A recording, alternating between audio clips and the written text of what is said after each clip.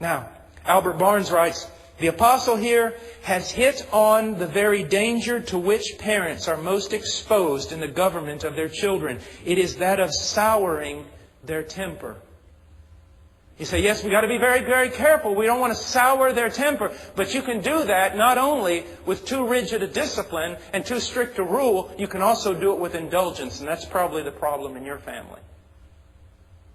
By and large, in America, we're not too strict with our children. By and large, we're too indulgent with our children. And that will sour their heart just as quickly as anything else. Now, the phrase provoke to anger. It's very, very important. He says here in verse 4, fathers, it's a negative command, do not provoke your children to anger. It comes from the Greek word parorgizo, from a Greek word orke, which means wrath. And what it means is to be in a relationship with a child and acting in such a way that you're going to exasperate the child. You're going to provoke the child to anger and wrath. You're going to make them bitter and resentful. Now, in a few minutes, we're going to explain that there's many ways to do that.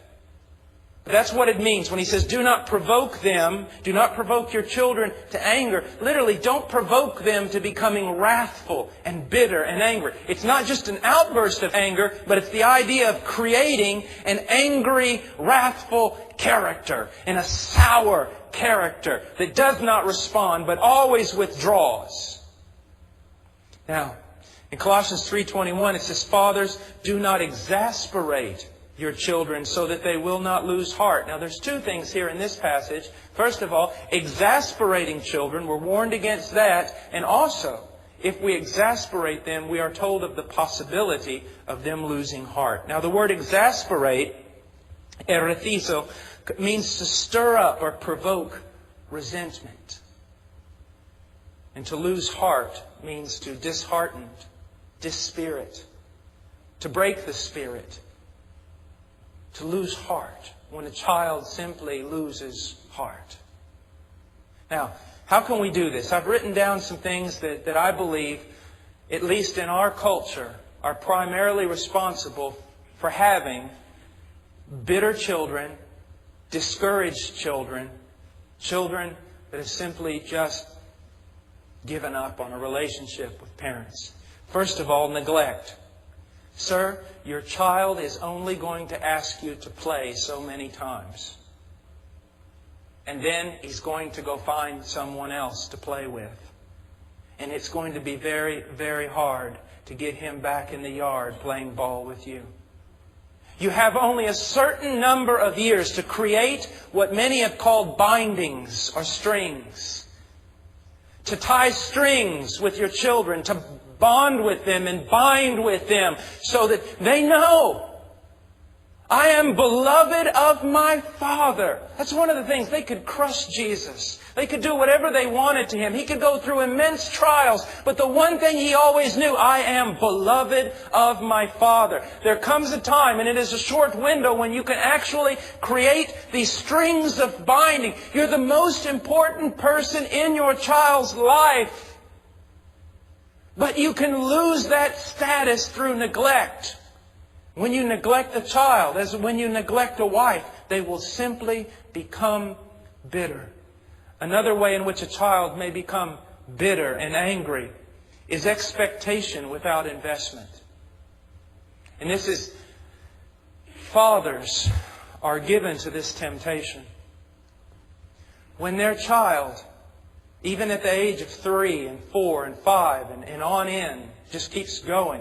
When their child is not the virtuous person they want them to be, is not the disciplined or instructed person they want them to be, they make demands upon that children. What is wrong with you, child? Why can't you see this? Why can't you do this? They're demanding things from a child, but they never made the investment in the child.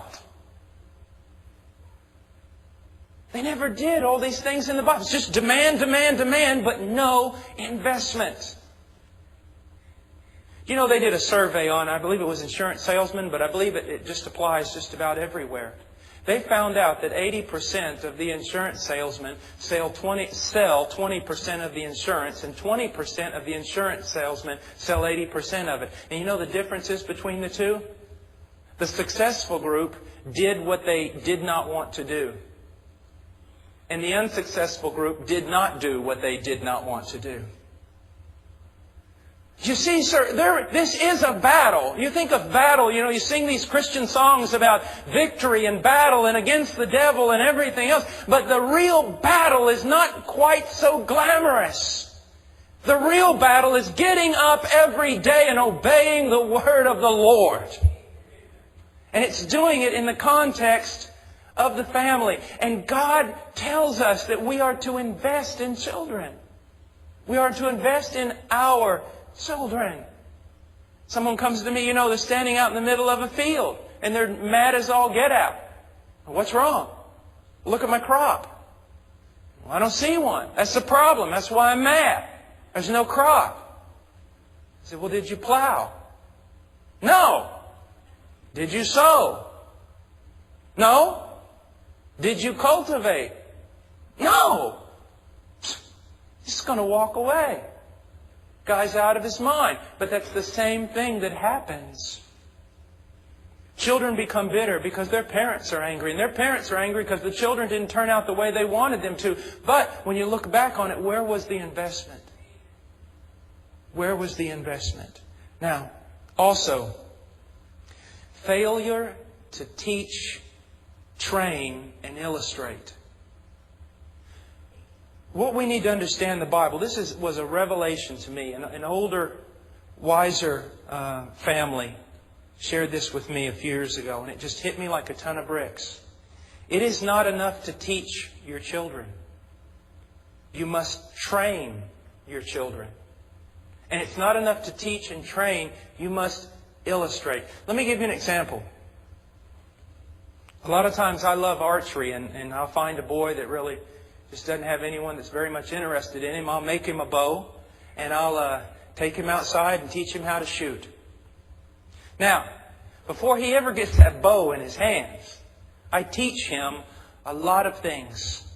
I teach him a lot of things about where you put your hand, how loose, how tight, how to pull the string back, keep your shoulder level, pull with your back muscles, all sorts of things, where to be looking at the target, everything. I tell him that. But if I just tell him that and put the bow in his hands, he's not going to, he's not going to be able to figure it out. There's just too much. So then I take him outside to where I have my bag, and I say, now watch me. Now see how my feet are? Remember what I told you about shoulder? Remember what I told you about where your toes are supposed to be facing? Now, look at my elbow. See the way it's turned out just enough to keep getting whacked by the string? Now I'm going to bring this bow up. Now, feel my back. Put your hand on my back. He puts his hand on my back. Feel, that's the only muscle that's moving is my back. Now watch my hand when I let go. This hand is going to slide off my cheek and keep going straight back so that I don't pluck the string. And on. I'm going to illustrate it for him. And then, but that's not enough. Okay, he's heard teaching, he's seen an illustration, but now what? Son, pick up the bow. Okay, now you're gripping too tight. Okay, now loosen up here. Now remember what I said? I grab his elbow and I turn it. And we go through this process hundreds and hundreds of times. Training. It's the same way. Let me give you an example from Suzanne Wesley, the mother of Charles and John Wesley. She was to teach them.